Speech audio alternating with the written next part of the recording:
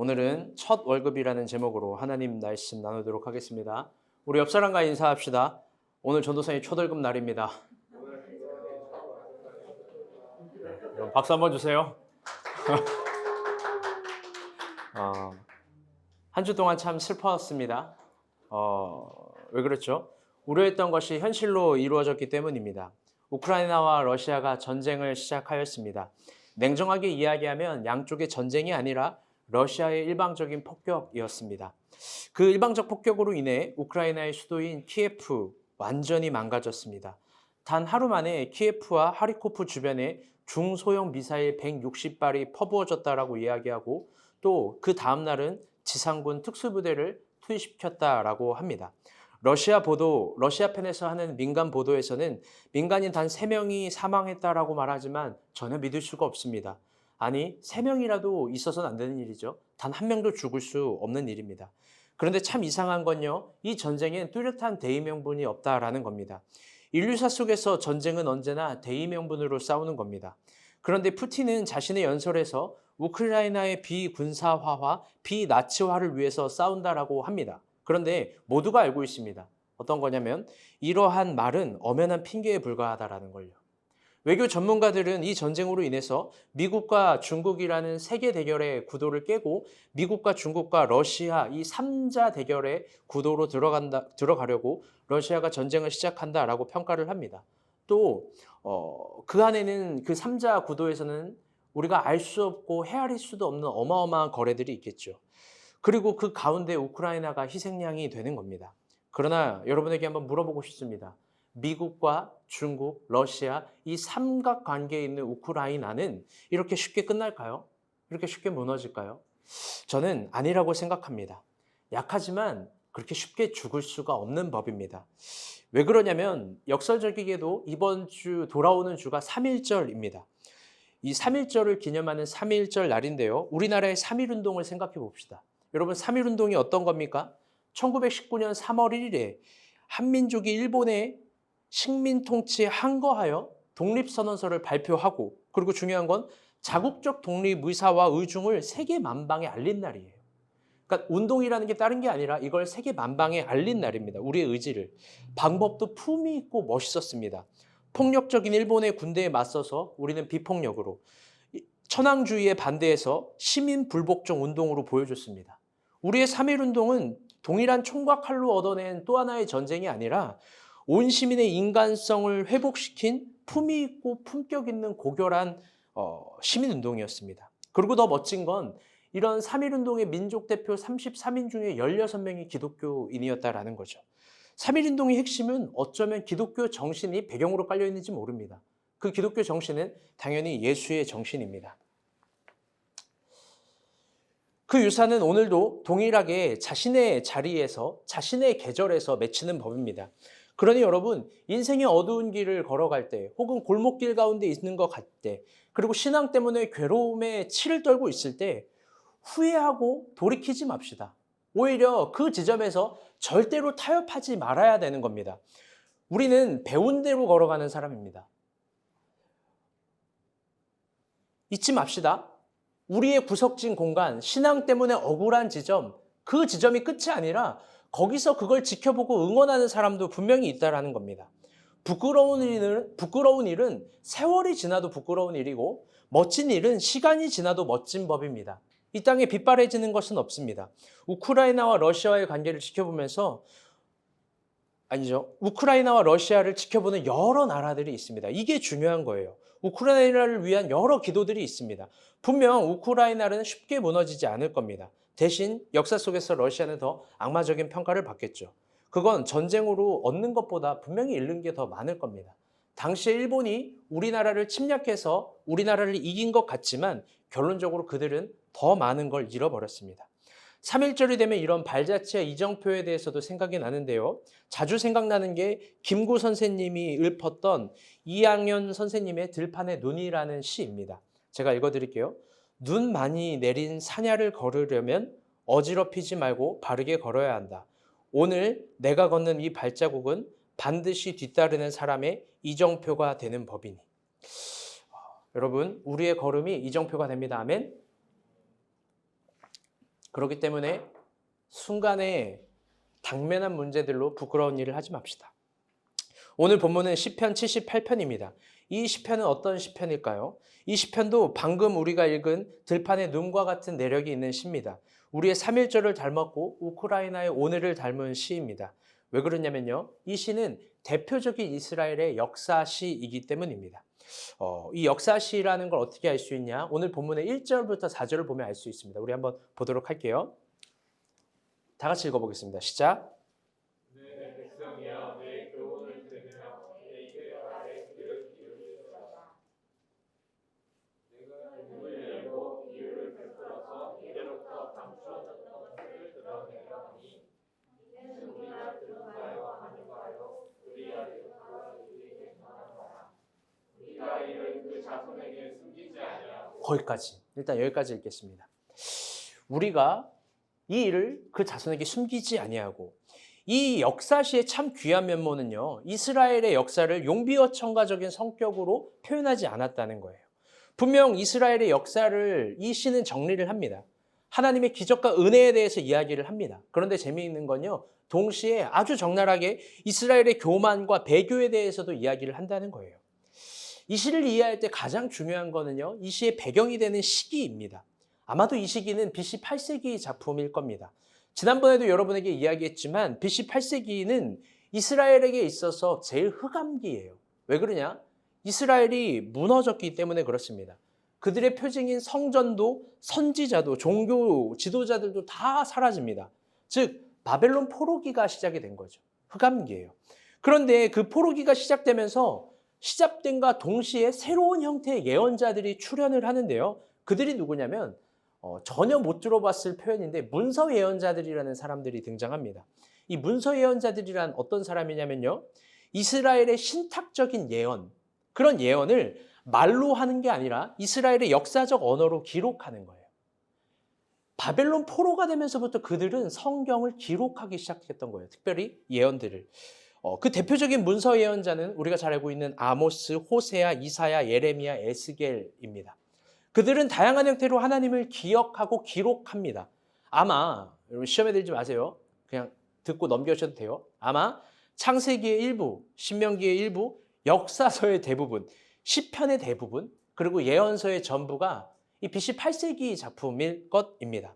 아마 구약의 60%는 아니 60% 이상은 다 이 시기에 만들어졌을 거예요. 그러는 과정에 그들은 하나님을 기록하고 기억하면서 아주 놀라운 것들을 깨닫게 되는데요. 그건 뭐냐? 지난번에도 이야기했지만 이스라엘의 하나님이 아니라 우주적인 하나님이라는 걸 깨달았어요. 그리고 또 전지전능한 하나님이 아니라 우리와 함께하는 하나님이라는 것들에 대해서 깨달았습니다. 그리고 무엇보다도 하나님의 인격성에 대해서, 그리고 그 하나님의 인격이 우리 한 개인 한 개인과 어떤 관계를 갖고 있는지 그 관계성에 대해서도 깊게 고찰하게 되었습니다. 그게 제가 지난번 여러분에게 이야기해줬던 새벽예배 때, 이번 새벽예배 때 얘기해줬던 하나님을 기억하는 신앙입니다. 분명 여러분 잘 봐요. 오늘의 우리가 살아갈 때는요, 우리 하나님이 어떻게 역사하는지 보이지가 않습니다. 하나님이 어떻게 역사하는지, 어떤 방법으로 우리를 인도하는지 알 수 있는 사람은 없어요. 그걸 미래로부터 말한다면 그 예언자겠지만 우리에게 예언자는 없습니다. 분명히 오늘 하나님이 어떻게 우리에게 역사하는지 모르기 때문에 피부적인 감각, 육감적인 이 느낌들은요, 이런 생각을 하기 쉽습니다. 내 뜻대로 이루어지지 않을 때, 내가 원하는 것들이 내 손 안에, 내 주머니에 들어오지 않을 때 하나님이 나와 함께 하지 않는다. 하나님이 나를 버린 건가? 하나님은 실수하신 건가? 그분의 은혜는 다 했나? 분명히 우리는 그렇게 생각하기 쉽습니다. 오늘 하나님을 읽으려고 할 때. 그러나 잘 보세요. 과거를 돌이켜 봅시다. 그리고 과거에 있는 사건들을 독해해 보자고요. 과거에 있는 것들을 보게 되면 하나님께서 우리를 어떻게 인도하셨는지 누구나 알 수 있을 거예요. 하나님께서 어떤 방법으로 우리를 섬세하게 역사하셨는지, 우리를 구체적으로 어떤 방법으로 우리 가운데 기적을 행하셨는지, 하나님은 한 번도 실수하지 않으셨고 구체적이었는지 분명히 누구나 알 수 있는 거예요. 우리 모두가 알 수 있습니다. 여러분, 그렇기 때문에 오늘 우리가 믿음으로 살아간다라는 건요, 당장의 것들과 내일의 것들을 염려하는, 계산하는, 예상하는 영역이 아닙니다. 오늘 우리가 믿음으로 살아가고 있다는 것은요, 당장의 것들과 내일의 것들도 과거 하나님께서 우리를 인도하셨던 것처럼 그분을 기억하는 거예요. 그리고 담대하게 맞서는 거죠. 두려워할 필요가 없는 거예요. 왜? 어쩌면 그 모든 두려움들은 정말 이방인들이 하는 거니까. 하나님은 과거에도 동일한 하나님이 오늘도 우리와 동일하게 함께 하실 줄 믿습니다. 아멘? 여러분, 그렇다면요, 이 시편 78편은 무엇을 이야기해주기 위해서 기록했을까요? 역사를 이야기한다고 하는 역사시라고 하는데 어떤 역사를 이야기해 주려고 하는 걸까요? 대표적으로 두 가지 성격이 있는데요. 첫 번째는요, 우리 따라해 볼까요? 하나님의 전능성. 하나님의 전능성에 대해서, 그 내력에 대해서 나와 있어요. 그리고 두 번째는요, 따라해 볼게요. 이스라엘의 망각성. 그 전지전능한 하나님의 능력과 기적과 은혜도 잃어버릴 수 있다는 이스라엘의 망각에 대해서 적혀 있습니다. 먼저 하나님의 전능성부터 한번 살펴보도록 할게요. 본문 43절부터 51절입니다. 좀 길거든요. 긴데 우리 한번 읽어보지요. 예빈이가 43절, 44절 읽어주세요. 그때 하나님이 애굽에서 그의 표적들을 수많은 들에서 그의 징조들을 나타내사 그들의 강과 시내를 피로 변하여 그들로 마실 수 없게 하시며 45절, 46절 인간사님 읽어주세요. 파리떼를 저희 중에 보내어 물게 하시고 개구리를 보내어 해하게 하셨으며 저희의 토산물을 황충에게 주시며 저희의 수고한 것을 메뚜기에게 주셨으며 47절, 48절 용식이가 한번 읽어주세요. 저희 포도나무를 우박으로 저희 뽕나무를 서리로 죽이셨으며 저희 가축을 우박에 저희 양떼를 무게 보내 드셨으며 49, 50절 형주 형제가 읽어주세요. 그 맹렬한 노하분과 분노와 고난 곧 재앙의 천사들을 저희에게 내려 보내셨으며 그는 진노로 길을 닦으사 그들의 웃음이 죽음을 면하지 못하게 하시고 그들의 생명을 전염병에 붙이셨으며 51절 다 같이 읽겠습니다. 시작. 애굽에서 모든 장사하고 땅의 정원에 있는 그들의 벽에 수량을 치렀으나 여러분, 이 시편 78편 기자는요, 하나님의 전능성을 이야기하면서 우리가 잘 알고 있는 출애굽의 10가지 재앙을 이야기를 합니다. 여러분이 모두 다 잘 알고 있는 재앙일 거예요. 그런데요, 이 재앙은, 이 10가지 재앙을 정말 살펴볼 것이 많아요. 저를 지켜봐 주세요. 저를 좀 집중해 주세요. 왜 그러냐? 단순히 하나님이 이스라엘을 쳤기 때문이 아니에요. 그것 때문에 살펴볼 게 많은 게 아니라요, 아브라함의 하나님, 이삭의 하나님, 야곱의 하나님, 소위 말하는 조상들의 하나님이라는 분이 실제로 이스라엘의 물리적 역사 속에서 어떻게 처음 등판하는지를 보여주는 장면이 바로 이 출애굽 기사이기 때문에 그래요. 하나님은 역사의 등판에서 애굽을 10가지 재앙으로 징벌했어요. 그렇죠? 여러분, 근데요, 이게 이스라엘 편에서는 어떨까요? 이스라엘 편에서는 10가지 재앙이 아니라 10가지 기적이겠죠. 10가지 이적일 거예요. 그런데 이게 단순한 이적과 기적이 아닙니다. 여러분 처음 들어보셨을 수도 있는데요. 이 10가지 기적은요, 이 10가지 이적의 항목은, 그리고 애굽의 편에서는 재앙의 항목은 이집트의 신의 이름이에요. 우리 빨간색 글씨 한 번만 다시 읽어볼까요? 처음부터 한번 읽어보시죠. 43절부터 시작.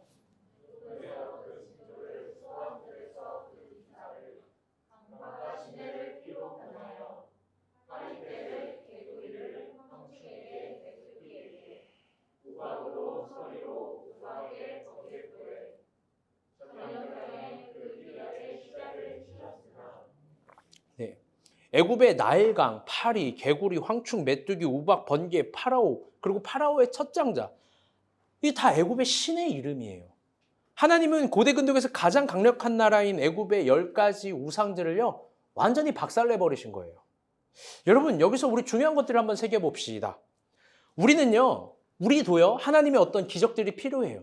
그리고 우리도 하나님의 어떤 기적들을 요구하고 기도합니다.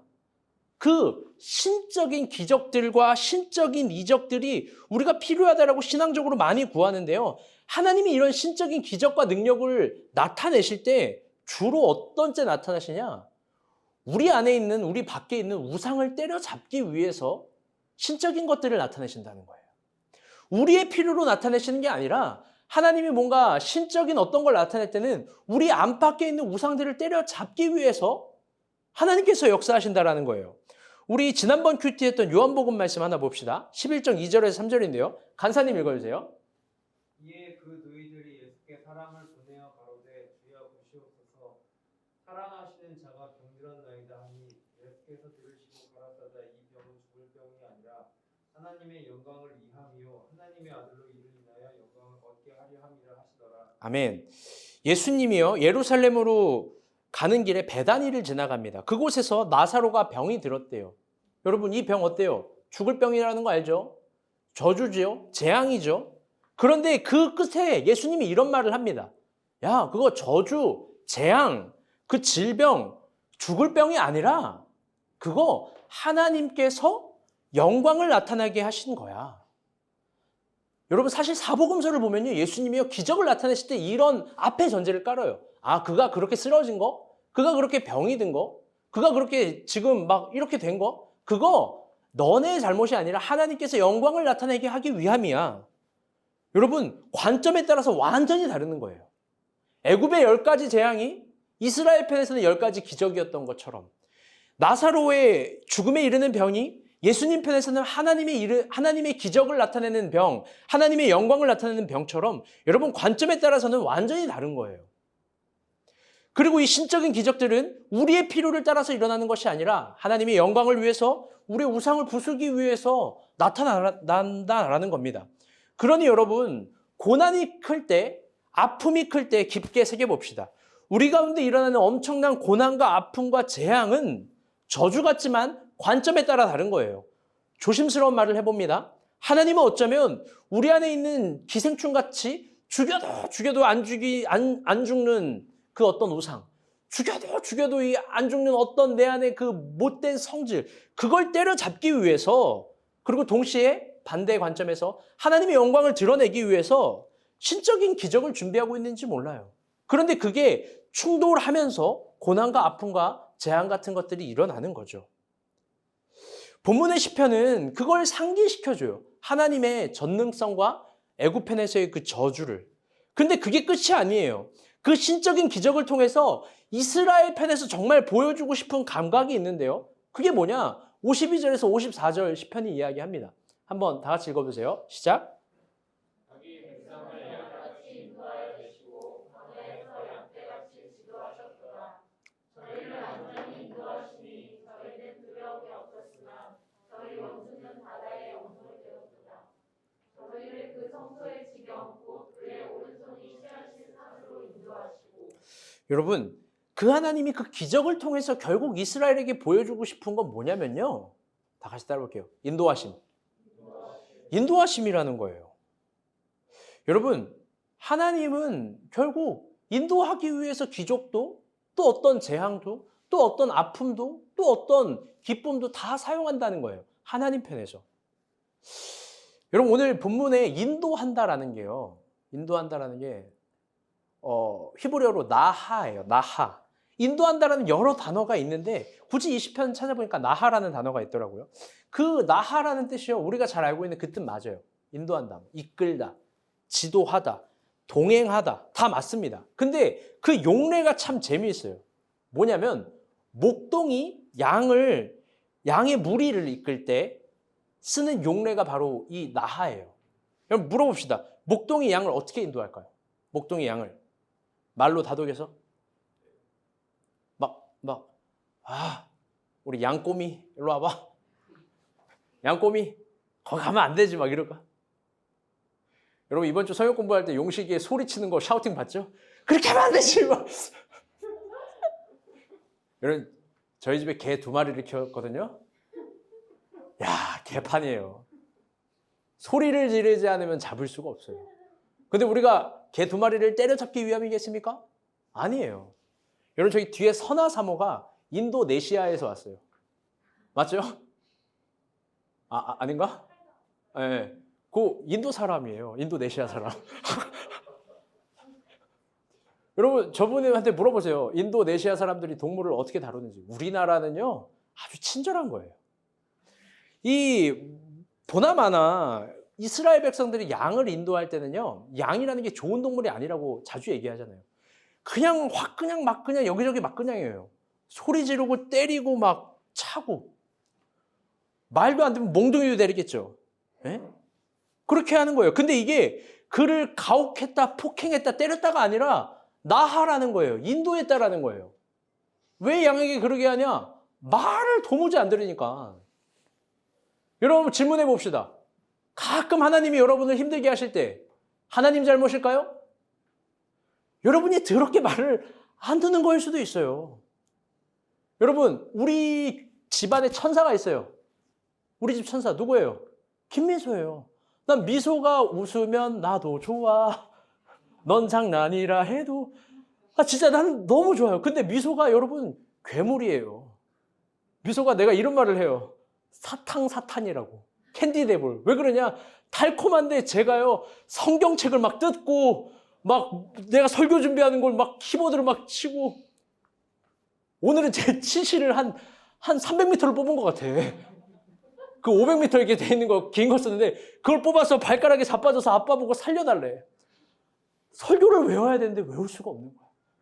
그렇게 쓰겠죠. 저기 자고 있어 천사처럼 또. 그래 헤라사면 어떻게 해요? 저 진짜 저 순진한 저 양반이 막 소리를 지는 거야. 김혜사! 이게 인도하심이야 여러분. 여러분 안 그럴 것 같아요. 여러분 자식한테는 다 인격적으로 그러면 안 되지요. 이렇게 해야죠. 그럴 것 같아? 여러분 근데 여기서 중요한 게 있어요. 양들을 그렇게 인도했다라고 하잖아요. 때리고 차고 소리도 지르고 혼도 내고 근데 그게 나한테 인도했다라고 하는데 그 끝에 무엇이 있냐? 다 같이 따라보겠습니다. 구원. 중요해요. 다 같이 따라볼게요. 구원이 있는 거예요. 양과 목동이 되는 그 과정, 마치 부모와 자식이 되는 그 시간, 그 모든 과정과 시간 끝에 구원이라는 게 존재한다는 거예요. 즉 인도하심이라는 건요. 과정을 전제로 해요. 하나님이 기적만 전제로 하는 게 아니에요. 하나님께 주시는 과정을 전제로 해요. 반대말로 이야기하면 잘 들어봐요. 하나님께서 주시는 과정을 겪지 않은 사람, 하나님께서 주시는 과정을 거부하는 사람, 하나님이 주시는 구원도 맛보지 못할 거예요. 좀 안타까운 게 있어요. 그건 뭐냐? 우리는요, 구원이라는 개념을 지극히 개인화 시켜버려요. 그 뭐예요? 예수천당? 불신주. 그래서 더 정확하게 이해하면 개인의 영혼 구원만을 강조합니다. 분명 교회는 이 지점을 강조했어요. 그런데 여러분 부작용도 상당합니다. 그 뭐냐면요. 밀양신앙 같은 것들이 생겨나는 거예요. 그 뭐예요? 나만 구원받으면 끝이야. 내 죄는 하나님께 용서받았으니까 사람에게 사과를 구할 필요가 없어. 아주 싸가지 없고 못됐어요. 왜 구원이라는 걸 이렇게 얘기한 거예요. 어떤 과정에 의한 것들, 하나님이 주시는 내력에 의한 것들을 말하는 것이 아니라 신앙 고백. 주 예수를 믿는 그 말의 고백으로 구원의 획득을 이야기했단 말이에요. 물론 바울이 구원론을 펼칠 땐 그런 설명들이 필요했겠죠. 이론적으로 정립했으니까. 그러나 실제로 구원이 이루어지는 과정들을 봅시다. 삶은 개판인데 하나님이 주시는 것들을 다 거부하는데 말만 고백한다고 구원할 수 있을까요? 말만 하나님 그런다고 구원받을 수 있을까요? 오히려 주님은 이런 얘기예요. 나더러 주여 주여 하는 자마다 구원을 얻지 못하고 하늘에 계신 내 아버지 뜻대로 행하는 자마다 구원을 얻을 것이다. 이 구원이라는 게 인간의 죽음의 이상의 것들을 이야기할 수도 있지만 이 땅에 있는 어떤 영역들을 이야기하는 것이기도 해요. 여러분, 이 출애굽을 이야기했던 출애굽의 과정과 여정, 출애굽의 구원들을 생각해 봅시다. 하나님은요, 이스라엘 한 개인을 구원한 게 아니에요. 잘 들어봐요. 이스라엘의 한 공동체 전체를 삽으로 떠서 구원한 거지. 그들의 구원은요, 한 개인의 삶의 과정이 아니라 공동체의 모든 과정이었어요. 그 공동체의 모든 과정이 하나님의 인도하심을 겪는 겁니다. 잘 생각해 봅시다. 그들의 구원의 범주 안에 포함되어 있는 걸. 여러분 출애굽할 때 이스라엘 백성들만 출애굽했습니까? 아니에요. 잘 봐요. 동물, 식물, 재산, 문화, 문명, 정치, 군사 그 모든 것들을 구원의 범주로 포함시켜서 다 같이 끌고 간 거잖아요. 여러분 그래서 그 모든 것들이 하나님이 주신 과정과 순서를 겪게 해요. 그게 뭐냐? 레위기예요. 그게 뭐냐? 민수기예요. 잘 봐요. 하나님은요, 동물, 식물, 문화, 언어, 행동, 정치 다 하나님의 구원, 하나님의 기준과 하나님의 과정 그리고 하나님의 순서를 겪게 하는 거예요. 여러분, 그렇기 때문에 우리는 한 가지를 알 수 있습니다. 그건 뭐냐면요, 하나님의 인도하심은 어떤 정확한 과정들을 반드시 우리에게 요구한다라는 거예요. 그 과정들은 뭐냐? 하나님이 주신 기준들에 대한 철저한 복종이에요. 하나님이 주신 기준들에 대한 철저한 깨어짐이에요. 자신의 철학, 자신의 기준, 그걸 버리지 않는 사람은 주님이 주시는 구원도 맛볼 수가 없는 겁니다. 여러분이 여러분 멋대로 살 거면서, 여러분 마음대로 행할 거면서 하나님의 인도하심은 왜 구합니까? 우리가 우리 뜻대로 살기를 원한다면서, 우리가 우리의 목적만을 이루려고 산다고 한다면서 여러분 못하러 신앙까지 끌고 가요. 자기가 얻고 싶은 거를 얻기 위해서 여러분 하나님 인도하심을 구하는 겁니까? 자기가 목적하는 바를 이루기 위해서 하나님의 기적과 이적을 구하는 거예요? 여러분, 그게 모순이고 그게 거짓이에요. 여러분, 그게 불신앙의 모습이라고. 우리가 진실로 하나님의 인도하심을 구한다면 하나님이 주시는 모든 과정도 겪어야 되는 거예요. 그 과정에 더 철저한 복종까지 해야 되는 거예요. 그래서 어쩌면 우리 주님이 이렇게 얘기하는지 몰라요. 나를 따라오려거든 자기를 부인하고 자기 십자가를 지고 나를 쫓을 것이다. 구원의 내력은 반드시 그 과정에 대한 순종을 포함합니다. 여러분, 근데 더 중요한 얘기를 하나 해봅시다. 그 참된 인도하심, 하나님께서 주시는 과정들, 거기에 종착점이 어디 있는지 알아요? 그건 더 잔인하게도요, 우리가 원하고 목적하고 꿈꾸는 그 지점이 아니에요. 하나님의 인도하심, 하나님이 주신 과정의 종착점은, 다 같이 따라 볼게요. 하나님 자신. 하나님께서 주시는 과정들, 하나님께서 주시는 그 모든 인도하심은 결국 하나님 자신에게 종착점을 가게 해요. 여러분, 그렇지 않습니까? 그리고 거기서 끝나는 게 아니라 그 종착점에서 하나님의 인도하심 끝에 이게 생겨나는 거예요. 하나님의 동행하심. 거기서 우리 주님 손 잡고 다시 시작하는 거예요. 다시 시작하는데 참 재미있게도 무너지는 것들 가운데, 실패한 것들 가운데 하나님은 동행하세요. 즐겨 그렇게 하세요. 그리고 잘 들어봐요. 특별히 무너진 어떤 지체들, 고난 가운데 있는 어떤 지체들, 힘들어하는 지체들 잘 들어봐요. 하나님은 동행하심을 꼭 요구하세요. 동행하신 다음에요, 무너진 것들보다 더 위대한 것들을 하나님의 능력으로 세운다라는 거예요. 믿습니까? 여러분 믿어요?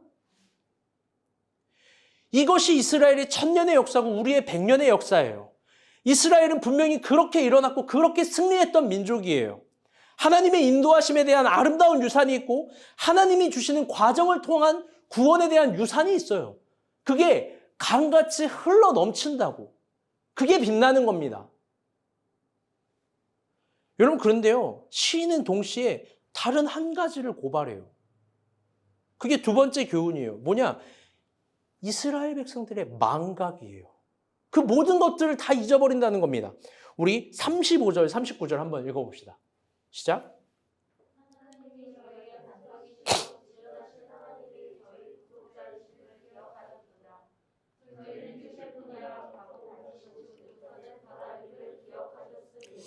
여러분, 이 시편 좀 어색하지 않아요? 이 구절 좀 어색하지 않아요? 예의자매, 이거 좀 어색하지 않아요? 인간생 이거 안 어색해요? 뭐 어색해요? 어색함을 모르겠다. 은비자매 이거 뭐 어색하지 않아요? 여러분, 빨간색 글씨 한번 읽어봐요. 선하자매, 빨간색 글씨 읽어봐요. 하나님의 저희 구속자이심을 기억하십니다. 여러분, 이거 누가 기억해야 되는 거죠? 이스라엘 백성들이 기억해야 되는데 하나님이 기억했다는 거예요. 또 빨간색 글씨 읽어볼게요. 39절. 이거 연미자매 한번 읽어주세요. 인간이 육체라는 걸, 바람이라는 걸 누가 기억했다? 하나님이 기억했다는 거예요. 마치 지금 시인은 이런 걸 표현한 거예요. 하나님이 맞다. 내가 맨날 헤라삼한테 혼나는 거. 맞다, 지금 그만해. 맞다. 하나님이 갑자기 인간이 육체라는 걸 내가 구원자지 이거를 맞다 하고 기억하는 것처럼 말도 안 되게 표현하는 거예요. 하나님이 이걸 모를까요? 아니죠. 이걸 모른다면 하나님의 전능성이 부인되는 거니까. 그런 게 아니라요. 히브리어로 이 기억한다라는 히브리어로는요. 자카르인데요. 이게 지금 이 시에서 국어의 시적 허용처럼 문학적 기교를 피는 거예요. 뭐냐? 이게 절대로 모순되는 표현, 저렇게 역설적으로 표현할 땐 자카르가 자쿠르가 되는데 이게 반대로 이야기하면 망각하다라는 거예요. 더 쉽게 이야기하면 그들이 하나님이 구원자이심을 망각한 거고 자기가 육체고 바람밖에 안 되는 그런 초라한 존재라는 걸 기억을 못하기 때문에 인간이 하나님이 대신 기억해 주셨다라는 겁니다. 스스로 하나님이 기억해 주신 거예요. 여러분 11절과 42절은 더 적나라하게 고발합니다. 한번 읽어봅시다. 시작. 여호와께서 행하신 것과 그들에게 보이신 그의 기이한 일을 보셨도다. 그들이 그의 권능의 손을 기억하지 아니하며 그들에게서 그들을 구원하신 날도 기억하지 아니하였도다. 아멘. 여러분 하나님께서 이스라엘에게 있어서 대표적인 역사가 아까 출애굽의 10가지 재앙이자 10가지 기적이라고 그랬잖아요. 잊을 수 있을까? 그런데 시편 78편 11절은 그거 잊어버렸대요. 심지어 구원의 날도 잊어버렸다라는 거예요. 아주 흔하고 아주 저렴한 예화예요. 우리 인간적으로 한번 적용을 해봅시다. 은비자매, 상현형제가 결혼기념일을 잊었어요. 용서할 수 있어요? 용서할 수 있다. 당신은 하나님과 가깝습니다. 지금 상현이 어땠는지 알아요? 몸소리쳤어. 용크리스천. 지원자매, 결혼기념일 잊었대. 용서할 수 있어요? 용서가 안 되지. 예빈자매, 은석이가 예빈자매 생일을 잊어버렸어. 지금도 용서가 안 돼. 왜 그러냐. 제가 여자들의 자존심이기도 하고 당연한 거기도 하지만 제가 그렇게 잘 잊어버리잖아요. 헤라 사모가 1년 전부터 얘기한 게 있어요. 5월엔 제주도 가자. 5월엔 제주도 가자. 근데 물어봤어요. 지난주에. 근데 우리가 5월에 왜 제주도를 가지? 와, 그날 저녁 상상하기도 싫어요. 말을 안 하는 거야. 아직도 안 알려줘. 5월에 왜 제주도 가는지 좀 물어봐서 저한테 알려줘요. 그래가지고 자존심이 상해서 제주도 안 간대. 그래서 제가 고마워 이랬어요. 미안. 그래서 우리 그냥 강원도 가기로 했어요. 미안해. 이러면 안 되는데. 여러분, 용서가 안 되는 거야. 용서가 안 되는 거. 하나님 편에서 이게 결혼기념일보다 더한 거 아니겠습니까?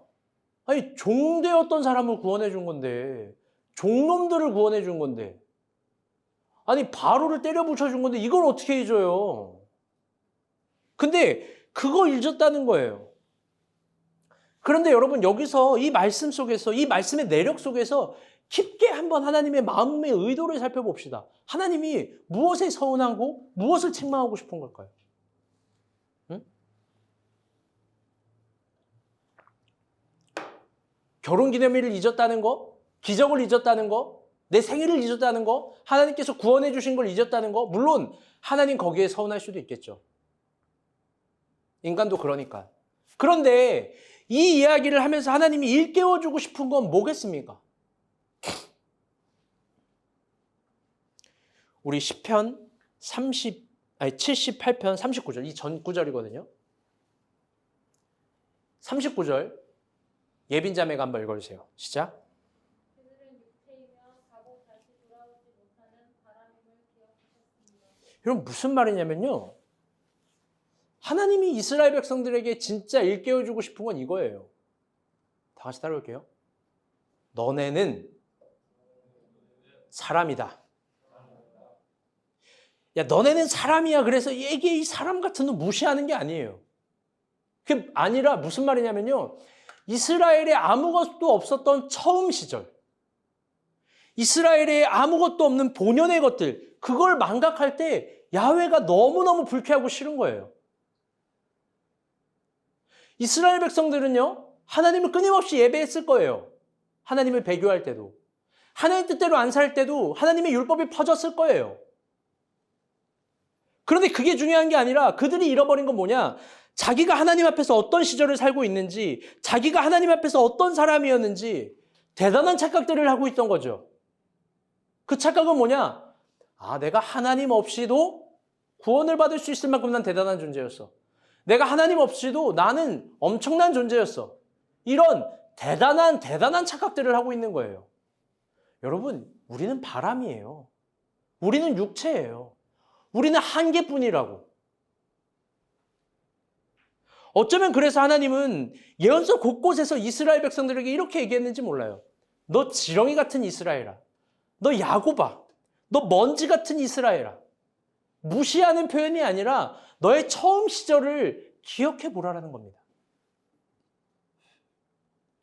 우리 모두도 동일해요. 아주 쉽게 처음 시절을 그렇게 망각해요. 참 재미있게도요, 사람이 이렇게 얇고 가벼워요. 조금만 돈을 벌잖아요? 조금만 돈을 벌면 자기가 세상을 다 가진 것 같이 행동해요. 무서운 사람은 제가 언제나 얘기하잖아요. 겸손한 사람이라고.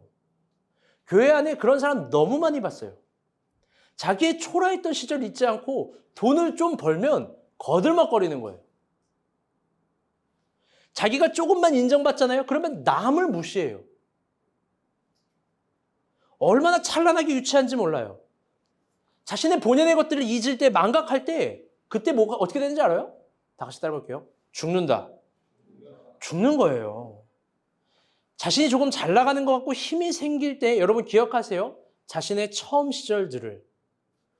우리 모두는요, 여전히 겸손해야 될 이유가 있는 사람들입니다. 아멘? 우리 모두는요, 여전히 간절해야 될 이유가 있는 사람들이에요. 우리는요, 여전히 하나님 앞에 살려달라, 도와달라, 하나님 아니면 안 된다. 이 원추적 기도들이 가장 살아있어야 되는 사람들이에요. 우리 중에 그 기도를 잃어버린다. 자신의 처음 시절을 잃어버린다. 그래, 나 좀 살만하다.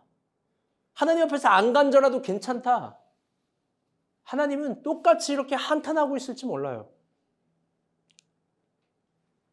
여러분, 그게 하나님과 맞먹는 행동입니다.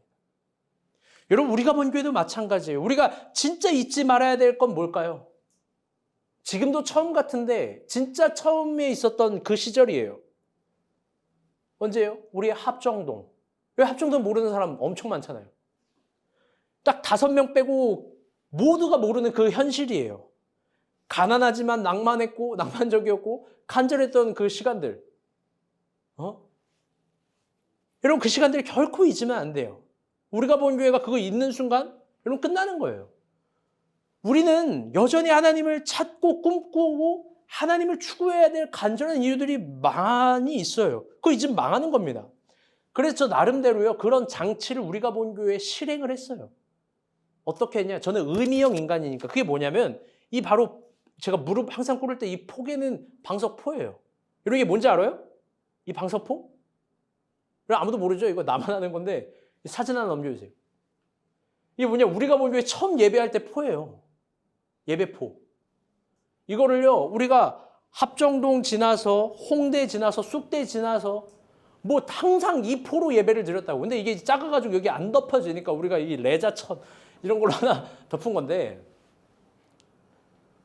또 뭐 성부사에서 맞추려고 하니까 또 막 돈 100만 원 줘야 된대.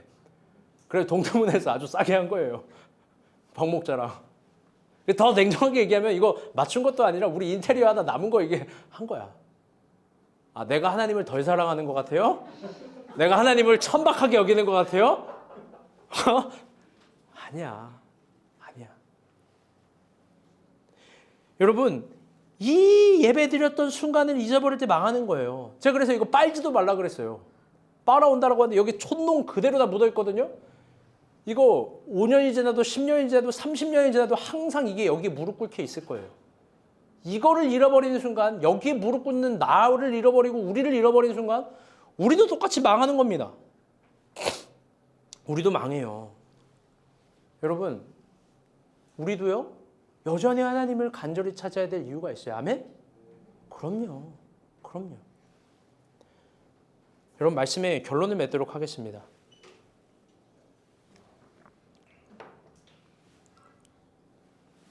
여러분, 오늘 설교 제목은 뭐예요? 첫 월급. 왜 그럴까요? 오늘 제 월급날이에요. 사실 어제였어요. 엊그제.